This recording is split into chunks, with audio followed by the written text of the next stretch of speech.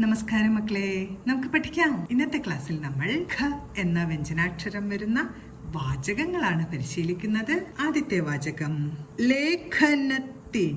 ലേഖനത്തിന് ആമുഖം എഴുതി. ലേഖനത്തിന് ആമുഖം എഴുതി. ലേഖനത്തിന് ആമുഖം എഴുതി. അടുത്ത വാചകം പൂമുഖത്ത് ആരാണ് വന്നത്. പൂമുഖത്ത് ആരാണ് വന്നത്. പൂമുഖത്ത് ആരാണ് വന്നത്. അടുത്ത വാചകം മരത്തിലെ ശാഖകൾ മുറിക്കരുത്. മരത്തിലെ ശാഖകൾ മുറിക്കരുത്. മരത്തിലെ ശാഖകൾ മുറിക്കരുത്. അടുത്ത വാചകം വിഖ്യാതനായ വ്യക്തിയാണ്.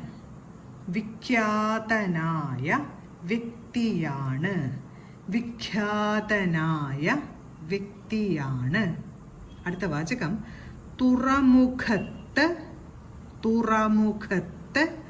കപ്പലുകൾ വന്നു. തുറമുഖത്ത് കപ്പലുകൾ വന്നു. തുറമുഖത്ത് കപ്പലുകൾ വന്നു. അടുത്ത വാചകം കൽക്കരി ഖനനം ചെയ്തു. കൽക്കരി ഖനനം ചെയ്തു. അടുത്ത വാചകം രേഖയും രാഖിലയും ഖ്യാതി നേടി. രേഖയും രാഖിലയും ഖ്യാതി നേടി.